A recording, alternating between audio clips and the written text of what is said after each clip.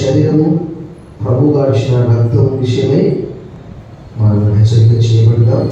రోమాపత్రిక 8:10 అపోస్తలుడైన పౌలు అంటాడు, క్రీస్తు మీలో నున్న ఎడల మీ శరీరం పాపం విషయమై మృతమైనది కానీ మీ ఆత్మ నీతి విషయమై జీవం కలిగి. సో అంటే మనం ఎప్పుడైతే బ్యాప్టిజం తీసుకున్నామో ప్రభుత్వం ఒక నిబంధన చేసుకొని ఆ విషయాలన్నీ కూడా 6వ అధ్యాయంలో ప్రభు యొక్క మరణంలో మనం సంయుక్తపరచబడ్డాము, అంటే ఐక్యపరచబడ్డాము అని దాని యొక్క భావన. అంటే ఆయన రాయబడిన లేఖన ప్రకారము రోమా 4:25 కానీ పేతురు రాసిన మొదటి పత్రిక 3:18 కానీ అక్కడ రాయబడ్డది ఏంటి?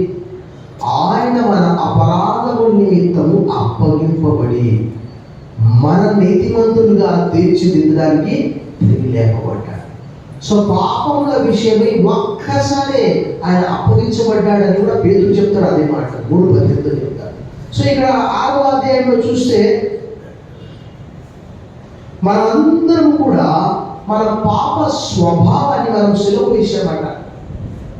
కానీ మరలా మనము ఆ పాపానికి బలం తీసుకొని వస్తున్నామంటే మరలా ఈరోజు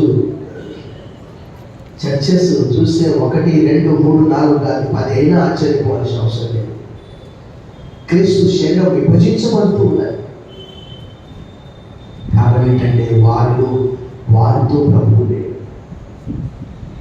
శరీర సంబంధమైన క్రైస్తవులు సంఘాల్లో ప్రవేశించి ఆ రోజు పౌలు చెప్పిన రీతిగా ఒకడు కేఫా వాడను, ఒకడు పౌలు వాడను, ఒకడు అపోల్లో వాడు విభజించబడుతూ ఉన్నారు. కారణం ఏంటంటే యేసుప్రభువు వారు నేను లేఖనం చదివినప్పుడు ఏడ్చాడు. ఒక్కసారే కాదు, మన బైబిల్లో చాలాసార్లు. ఒకసారి చూడండి, మార్క్స్ వార్తలో ఆయన దుఃఖపడి అనే మాట రాయబడ్డది.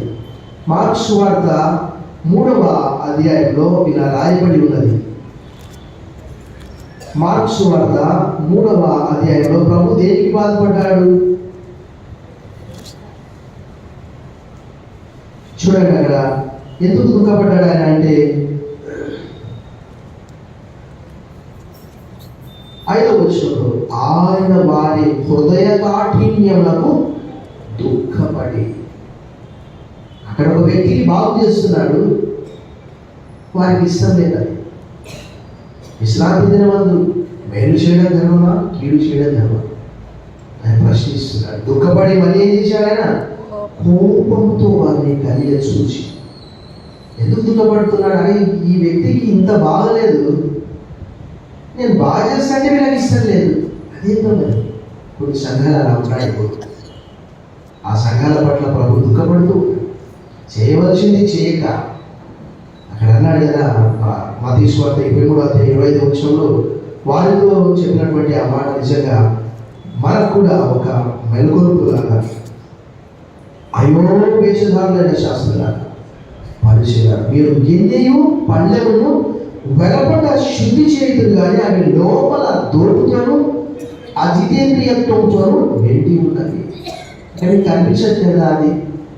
సో ఈరోజు క్రైస్తవంలో కూడా అలాగే ఉంటాయి. ప్రార్థనే గుట్కాలే, ప్రార్థన సిగరెటే, ప్రార్థన డ్రింకింగే, ఏం దాందే సార్ అనేవారు ఉన్నారు. ఎంతమంది లేరు. బార్ షాప్ పోయి అక్కడ రెగ్యులర్గా తాగేవారు కోగుళ్ళు అంతా క్రైస్తవులే.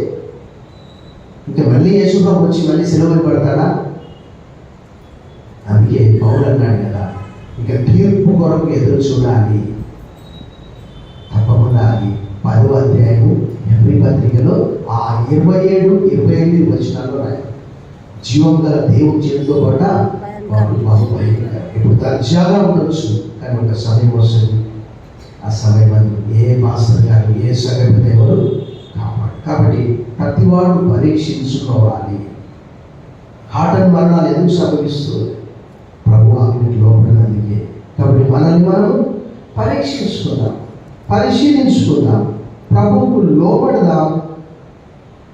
చెడ్డదాన్ని అసహించుకొని మంచిదాన్ని హత్తుకొని జీవిస్తాం. తనకు వచ్చి పరీక్షించుకుందాం.